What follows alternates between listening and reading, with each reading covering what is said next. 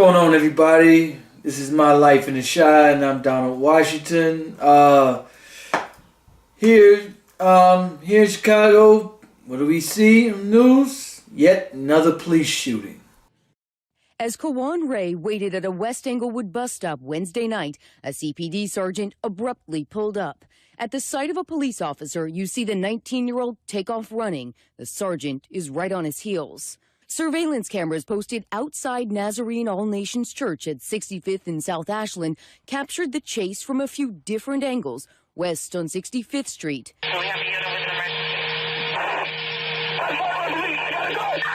and south into an alley behind the church. Moments later,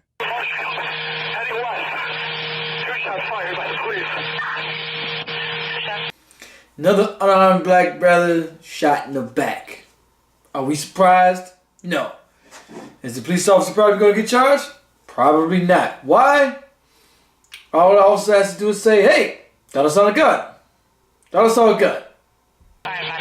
Only the police officer survived the chase. Police say 19-year-old Kajuan Raye matched the description of a person given in a call about a fight nearby. There's no altercation, there's no mob of people, there's no fighting, there's no arguing or anything like that. So, yeah, it's suspect. As Raye ran from the officer, police say the sergeant then told investigators that the offender turned and pointed a weapon in the direction of the sergeant on 2 separate occasions during the pursuit. in an hours-long investigation, detectives searched the area, even the roofs of homes for a gun. They haven't found one. Now, the young brother in this case is named Kajuan Raye.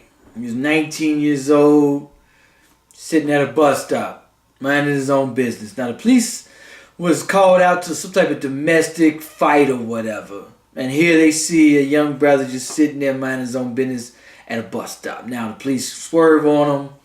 And, of course, he ran. Now, I can contest to when the police run up on you here in Chicago, they're harassing you. They're trying to take you to jail. They rough you up.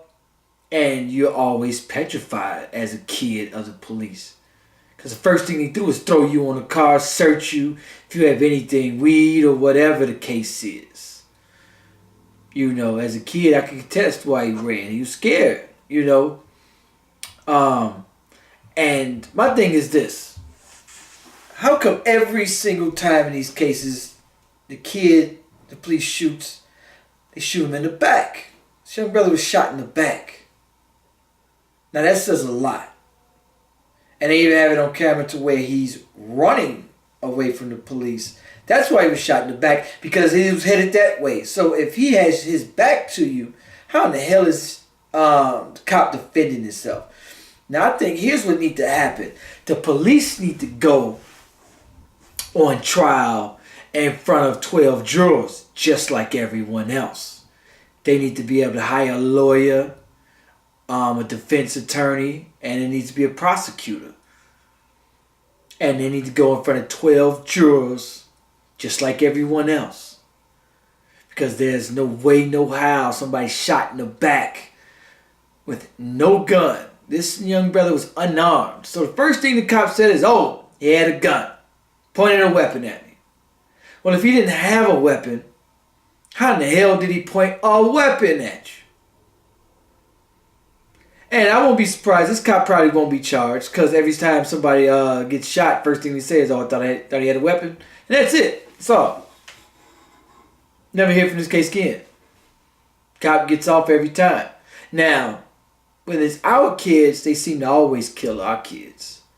But I'm going to show you a few cases where with them, they never shoot.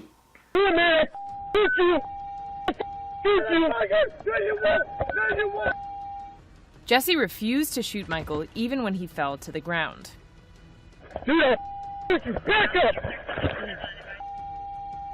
He eventually got Michael on the ground and detained him until backup arrived at the scene.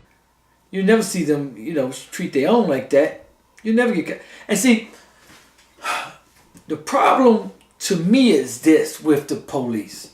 We have all white officers patrolling black neighborhoods. They can't relate to black teens. and black people, period. They're not from that area. They don't like black people. They can't relate to black people. They're not there to protect us. They're there to harass. That's part of the biggest problem. We have outsiders controlling black neighborhoods. They're patrolling our neighborhoods of people they hate. So yes, they're going to kill everyone they can and enjoy it. I showed you in a video with Paul O'Neill, after they killed him, they're high-fiving each other and chest bumping each other and thrilled. They was about to throw a party. They go out to eat after they kill one of our children. The only thing that cop was worried about is being on desk duty for 30 days. Damn, I'm going to be on desk duty for 30 days. Other than that, I'm finna have a party. I just got me a kill. That's the biggest problem. We have people patrolling black neighborhoods who can't stand black people. So that's the biggest problem I have with the situation. And the fact that they could just say, oh, and then who investigates the cops? The cops! How convenient. You get to police yourself. You get to investigate yourself. How convenient. Must be nice. And then the cops say, oh, well, he was nervous. He was adrenaline. I even talked to co-workers. And they said, oh, no, his adrenaline must have been running. Had to kill him. Well, wow. I can show you a few videos where the cops are never intimidated or scared. Then take cover. Dave Street saw it as it happened. He got out of his car, and he's waving his gun around, pointing all around everywhere. He pointed at the helicopter, okay? So, then boom, was shot from right here with a rifle. The man went down, and for more than a half hour, police tried to convince him to move away from the gun. And they couldn't approach him after they had him down because he still had the gun. Finally, he got up from a seated position and walked to the shade of a nearby tree. Police slowly moved in and took him into custody. And their adrenaline must not have been pumping in because they found a way to de-escalate. How come? And then a lot of people try to use that out that, oh, they're just trained wrong. No, they're not trained wrong. They know when to kill and when not to kill. They know when their life is in danger, when their life is not in danger. It has nothing to do with training because they know when to de-escalate it when it's with them. But it was with us, oh, they don't hesitate to kill. And then de-escalating will be this. I mean, shot once or twice. But you're shooting people 6 times in the back. You're shooting people 16 times, 10 times, 12 times, 8 times. Now, is that defending yourself? In the case of Mike Brown, he was not only shot 5 times and hit the ground, the cop walked up to him and shot him in the top of his head. Finished him, blew his brains out, walked up to him after the guy on the ground, shot in the chest and 4 other times, laying on the ground, probably dead or dying. The cop walks up to him and shoots him in the top of his head, blow his brains out. Now you want to tell me these people are here to help our communities? Think you want to tell me that these people actually care for us? Really? You walk up to the man and blow his brains out after he's shot 5 times and dying or dead already?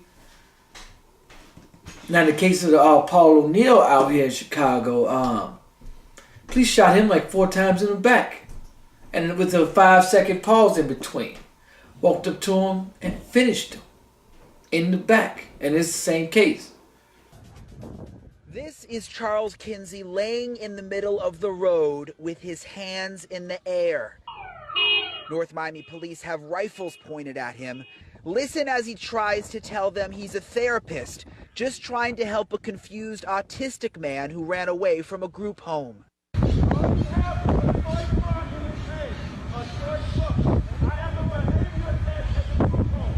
Charles remembers the moments before he got shot. I'm going to the ground just like this here with my hands up. And I'm laying down here just like this. And I'm telling him again, sir, it's no need for a firearm. I'm unarmed.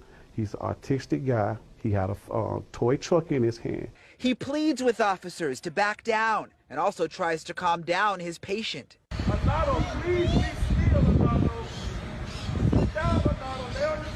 This goes on for minutes, and then Charles says out of nowhere, a North Miami police officer shoots him.